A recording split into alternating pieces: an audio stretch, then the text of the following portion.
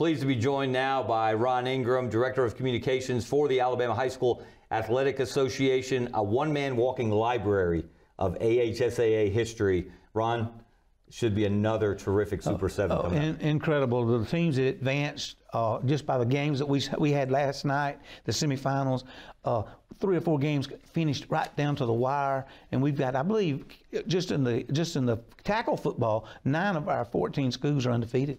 That is strong to go through a season, get to this point undefeated. Let's go through all of the games, Ron, that we'll see in Tuscaloosa at Bryant-Denny Stadium starting on Wednesday, 1 o'clock. The girls flag football, now 2 state championship games, the 1A through 5A game between Montgomery Catholic and Winona.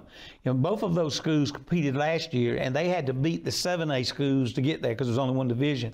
And I talked to both of the coaches this morning, and they were just so glad that now that they have their own division. Coach 2 from Montgomery Catholic, her team was extremely good last year, and Winona beat some of those teams last year, and both of them are very happy. Of course, Winona's got the challenge. 5 or 6 of their key players are on the girls basketball team, and that season's already started. Yes, yeah. And they're playing the night before. They are in Tuscaloosa. In a basketball game, and then they're playing the championship game the next day at 1 o'clock. That's an incredible ask of those young ladies. And then in the 6A, 7A state flag championship game, again, 2 flag championship games this year. At 3 o'clock, we will have a battle of unbeaten Central Phoenix City and Vestavia. Right, and I tell you, Vestavia Hills has been really, we thought they were going to get here last year, but they ended up losing to Auburn, I believe it was, or Oxford, one of the two, I believe it was Oxford. And this year they've really taken care of business. And of course, when they do something at Vestavia, they do it right. But it looks like it's the same thing at Central Phoenix City. And judging by, I hate to use their rival Auburn, last year Auburn was in the 7A finals, and their girls were playing, and it was at Auburn, and we had the largest crowd in the history of our flag football last year with I'd say over 2,000 fans at that game. I think with Vestavia being so close to Tuscaloosa and Central Phoenix City having the boys playing that night, we could have a bigger crowd this year than we had last year.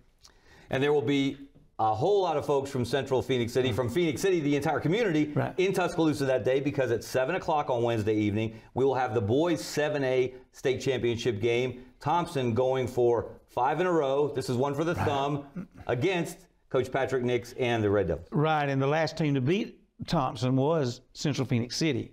In the playoffs. In the playoffs, and that was way back 2018, last decade. To make it sound longer, last decade. We were young men when that happened. Oh, no, you were young, man. I wasn't. But I tell you that both of those teams are well coached. The 7A game could be one of the greatest games we've ever had, I think. Earlier this season, Thompson played Clay Chalkville, who's going to be in our 6A game on Friday, and on ESPN, and they tell us it's the largest viewed high school game in the history of ESPN. And that was one whale of a game, and both of those teams are here now. We know how people feel about high school football in the state of Alabama, and the rest of the country understands as well the kind of football that's played here. And we will play more football on Thursday, starting at 11 o'clock, the Class 3A state championship game.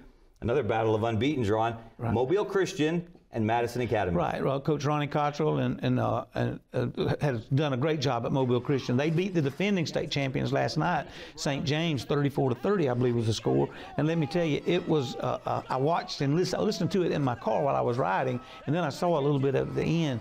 And boy, 2 great teams going at it. But Madison Academy, Coach Godsey, they're undefeated, and they had to win right in the last seconds. That game was not settled till it was over against Geraldine, which was an incredible team. Geraldine came in already with wins over Coosa Christian, who was in the 1A finals, and a win over Fife this year, who's in the 2A finals. Only team to beat Fife this year. But let me tell you, Geraldine was a great team, and Madison Academy is a great team too. This is a real battle of great teams, both undefeated. Yeah, the quality of teams that are going to be here for all 3 days is just off the chart. And then at 3 o'clock on Thursday, we'll move to the Class 1A championship game. As you mentioned, Ron, Coosa Christian be playing there against the defending state champion, Leroy. Yeah, Leroy has really, your heart goes out for Leroy because their head coach was deployed back in September, activated into military action.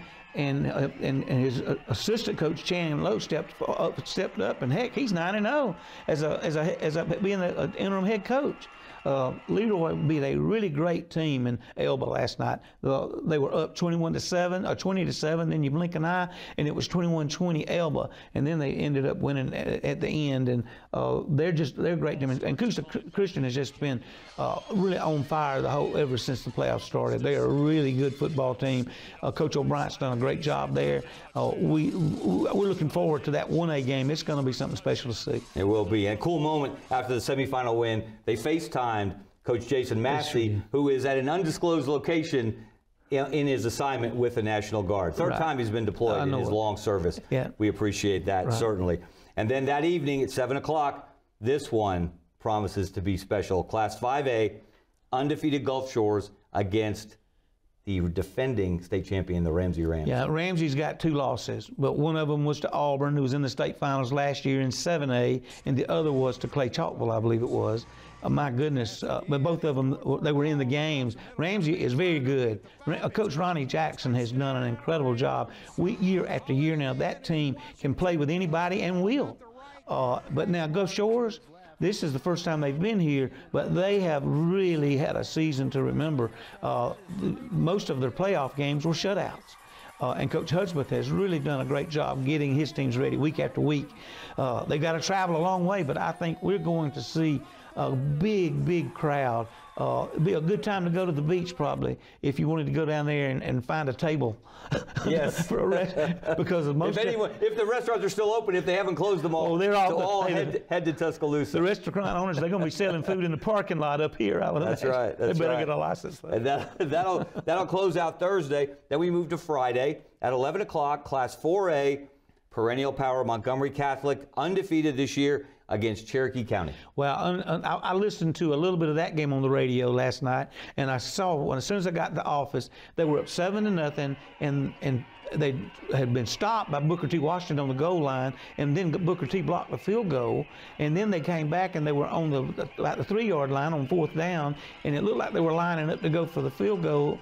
And then they changed their mind, and BTW jumped off sides and moved it down to the 1, and they scored the go-ahead touchdown. And after that, it was just a tough defensive thing, and they won 28-0. But Montgomery Catholic, they are the real deal. The head coach's record, Coach Johnson, 40-2 at Catholic. Yeah, that tells you something. They had the ball in the first half of that game, even though they couldn't punch in and couldn't score.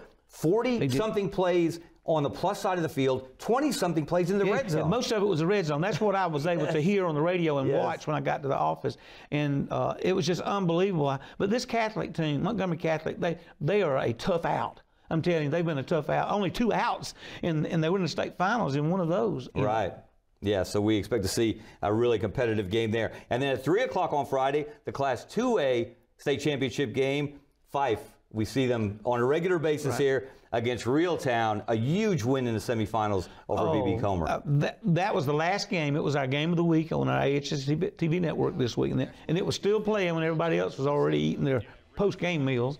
And it came down to a field goal try for a team that had not even tried a field goal all year. And the young man kicked it. After 2 timeouts, you'd love it as a basketball play. They kept trying to ice him at the free throw line. And the ball hit the upright and bounced through, and they won over undefeated BB Comer. And everybody, that game was every bit what everybody thought it would be. It was 28-all at that time, and they won 31-28. And Coach Johnson's team is heading north, and people are going to get to see Arthur Woods. He is a running back that if you don't know about him, you're going to say, wow, where did he come from? There's a great football team in Reeltown, but this is going to be an incredible game because Fife High School is the defending state champion, the winningest team in this century in the AHSAA. And Coach Benefield, I think you mentioned earlier, had won his 350th game last night, and he won his 300th game at Fife earlier this year, but only 56 losses. That's amazing. Yeah. That's amazing. And speaking of amazing, the grand finale, Friday night, 7 o'clock, Class 6A, #1, undefeated, defending champion Saraland against undefeated #2 Clay Chalkville. This is the one people have been looking forward to for a long time. Now, what is the seating capacity at Bryant-Denny now? 101,000, 102. I lost track. I think can't count upper that deck high. is just. I don't have enough fingers. If it's not illegal, the upper deck will just be coaches, college coaches, because these two teams are loaded to bear. Both of them are well coached. Both of them can score, but both of them can play defense like you've never seen. And plus, they have great players. You know, the one thing that I love about Clay Chalkville, Coach Drew Gilmer, he made things so much fun. When they played that game against Thompson, they scored a very important 2-point conversion, throwing it to the biggest tackle, high-speed tackle probably in America. And he caught that ball, and the first guy, there was 3 guys that tried to tackle, and the first one just kind of got out of the way. The next one decided he wanted to live another day, and the third one just got ran over. And that big tackle, it made his year. I asked Coach Gilmer a little bit about that play, and he said that his tackles won't know when they're going to run it again. He said, son, you've already run it for your career, but I wouldn't be surprised if they needed it. He might get a chance to see it again, but every team has to work against it. But what a great team. And McBobway, however you pronounce the last name of the quarterback? Mbakwe, yeah, Jason Mbakwe. Jason, he's probably the best athlete on his team. He's already committed to Alabama. That's Ryan Williams on the other team is already committed to Alabama. KJ Lacey, quarterback for Sarah Lane, committed to Texas, right. And on and on. Yeah, but they're going to be going against each other. And that's the thing about it. This will be really a game for the ages. If both teams play up to their level, this will be a game for the ages. You want to see high-quality football? Join us in Bryant-Denny Stadium for the Super 7.